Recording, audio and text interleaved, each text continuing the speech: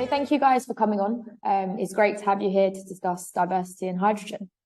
As we know, renewable energy is an outlier within the broader energy sector, employing more women, but there is still a clear minority. So I'm looking forward to hearing about what inspired you, Catherine, as well as from you, Kieran, on what you perceive to be the challenges when it comes to hiring women and what EIH2 is doing to change this. So first of all, could you just give us a short introduction to EIH2, where you guys fit in the value chain and what your roles are within the business? Fantastic. So Kira, delighted to be here and delighted to get some time to speak about something that Kieran and I are really passionate about. And that's ensuring that the energy transition is enabled by having all of the voices in the room where decisions are made and enabling all the people to contribute fully to this really important defining sector of the world right now. So to tell you a little bit about our companies, we are two sister companies working together, Green Rebel and EIH2. And what we're doing is we're supporting the development of wind farms generating electricity by doing two things. One, getting them the data that they need, and that's kind of the Green Rebel side of the business. And then in EIH2, we're looking to ensure that the Irish wind, of which we've 8 times more than we need for our own Ireland, that we could use that to convert into green hydrogen so that we can play a part not only in solving the energy needs for Ireland, but also for ensuring that we can contribute to a new energy map by having clean, green hydrogen from Ireland playing a role in Europe. That sounds great. And then just in terms of your position within the business, and same with you, Kieran. Do you want to go, Kieran? Because I've been chatting. I can go, no problem. Thanks, Kira. Thanks for having me on, me and Catherine on. So my role in Green Rebel EIH2 is People and Culture Lead. So what that consists of really is looking after all our HR policies, procedures, recruitment and selection, and then focusing on our people and culture strategy. So a big focus point for us in both companies is around our people. We feel like we've an opportunity to influence a lot of the young people coming into the industry, but also the people that are currently in the industry.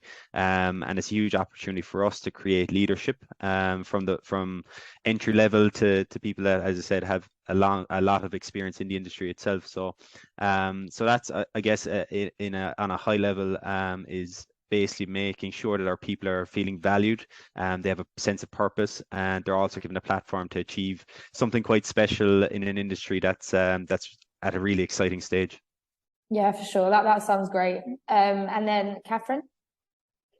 So Kira, my role is Chief Operations Officer with EIH2. And despite how tremendously young I look, I'm actually 45 and I've been working since graduating with my engineering degree at 21. So I've been in the industry, I suppose, a long time. And for me, my drivers have always been to do interesting work that has a societal benefit, and creating a new energy system and integrating electricity and molecules. Oh my God, it's nerd heaven. I'm just so happy to be working in it. And then from a values viewpoint, why I really love what we're doing in our company is that we're trying to ensure that local content in Irish supply chain plays a key role in the energy transition. No one industry partner can achieve everything. We need to have local supply chains delivering jobs, because for the energy transition to be successful, we need to be for people and citizens to feel that they're part of it.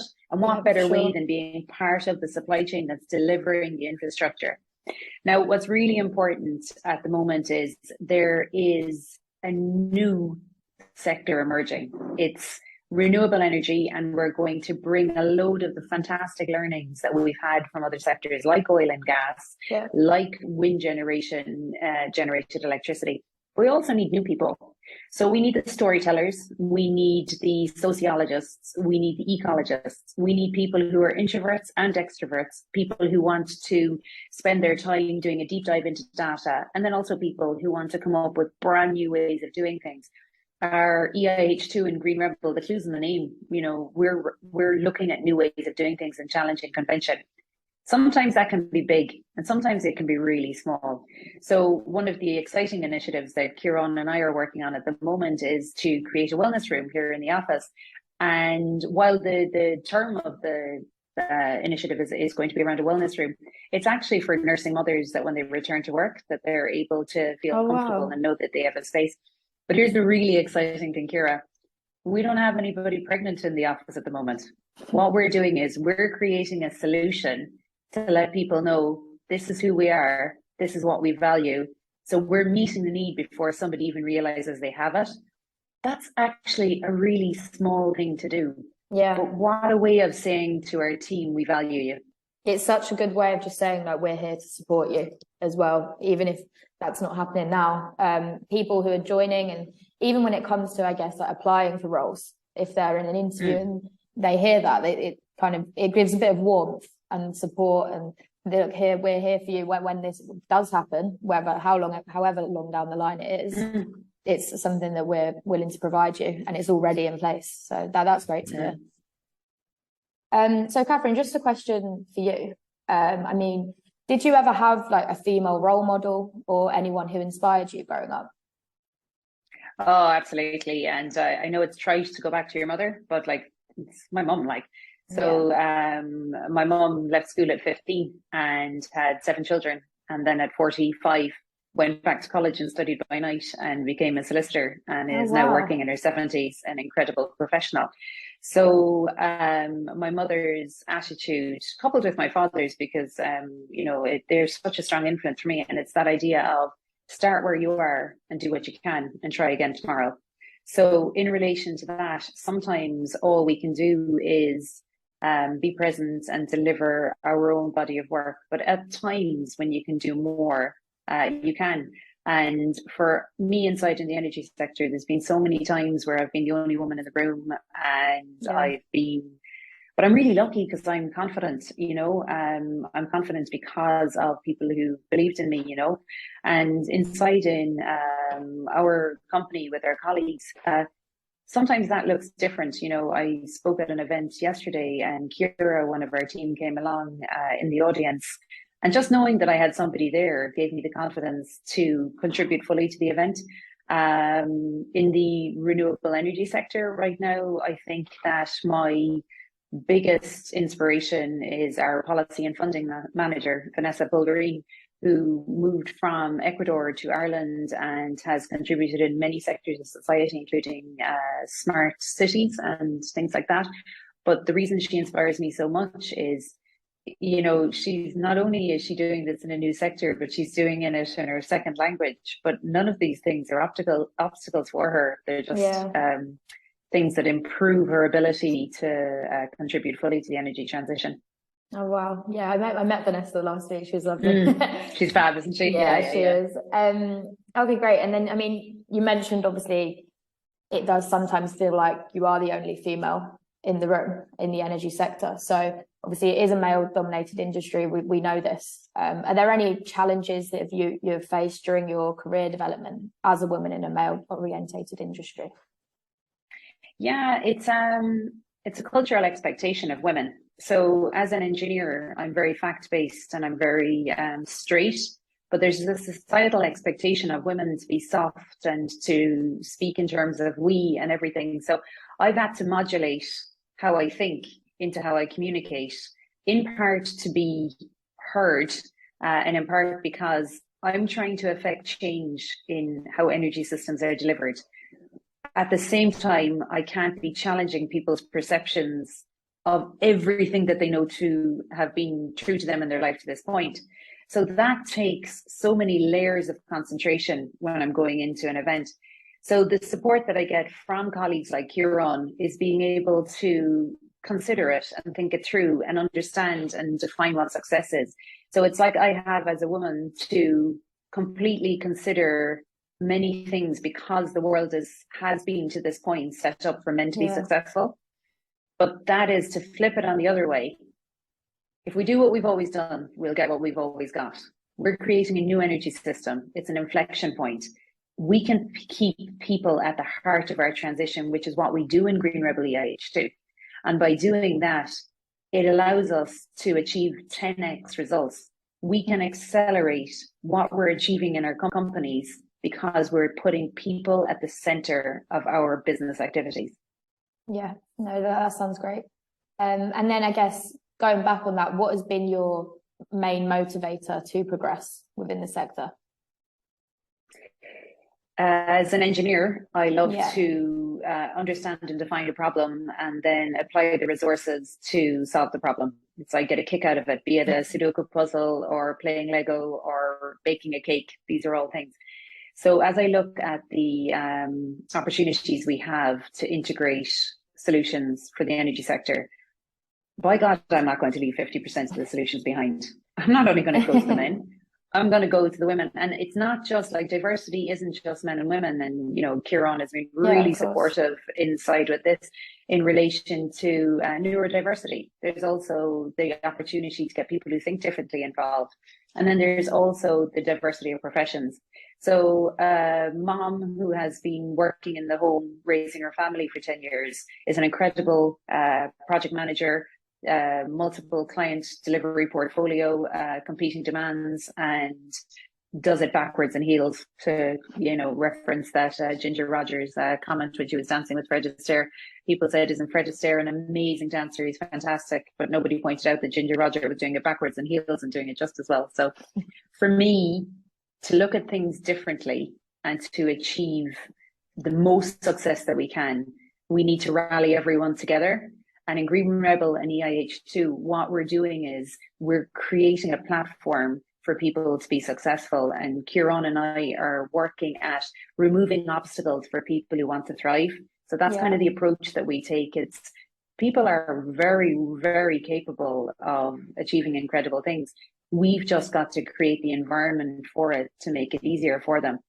And I'll tell you one, Kira, that, you know, I have experienced and many women experienced, you know, if you're in an office and all of a sudden, thanks Mother Nature, you're caught unawares and it's your time of the month. Yeah. That's the only thing you're thinking about. So in EIH2 and Green Rebel, we have a sustainable supplier of period products that are available for free in one of the cubicles, and you can just go and get yourself sorted and go into your meeting. This is a fact of life. This is something that could be a real problem if any of us have experienced it. Yeah, for sure. It's not very socially, you know, there's the social taboo around talking about certain things, but we talk about them. We identify how to remove that obstacle, and then we give people a level playing field.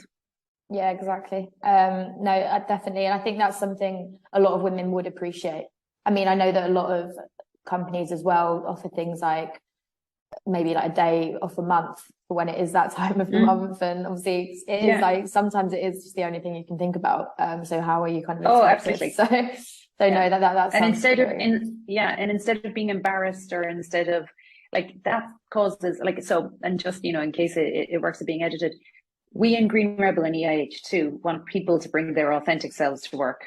Yeah, we want to address what's going on for people in a time frame that means we can deal with it, integrate it, and then allow people to get back to doing what they do really well, which is ensuring Ireland has a green, independent and secure energy future.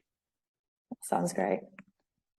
And then obviously there is a big push for there to be kind of more diversity within hydrogen, well, across a lot of sectors, but especially within hydrogen at the moment, you see it all the time, people advocating for it. What do you see to be like the importance of integrating both a male and a female perspective when it comes to spearheading developments within hydrogen and achieving global net zero targets? So just the kind of, I believe the role for men has been established and the needs for men in the energy sector is being met. So it's a case of how do we couple that with ensuring that women have access to contribution in relation to it. Yeah. Green Rebel and EIH2 are working with an organization called Women in Green Hydrogen, and we're holding a networking event in November. We're bringing 100 women together to create relationships so that we can learn from each other and build our opportunities to contribute. Again, it's this piece of you need a diversity of thinkers in the room. We are faced with difficult situations right now where there are multiple criteria to consider and there is no perfect solution. So we need to bring people together to experience the pain in our head when we get that we can't solve a problem completely, and for different thinking patterns to be brought in and to create new opportunities. and also to have conversations and to have that diversity of, you know, men and women bring different things to situations. Men and women, there's a difference between gender equality and gender equity. Yeah. And what we're saying is with gender equity, you have to equip people to contribute fully. It's not ever going to be that we're all the same. It would be so boring if we were. So boring. What we need is so boring. I mean, it would be so tedious. So I give you like my best example recently of emerging new thinking was in EIH2 and Green Rebel sponsored 10 PhDs through a program called Highlight, along with other business partners. The men and women and the different nationalities and the different cultures that are being brought into hydrogen thinking in Ireland, enabled by University of Galway and University College Cork, and they're enabling conversations where the diversity is the secret sauce, and we're not stuck in doing things in the one way and repeating it over and over again.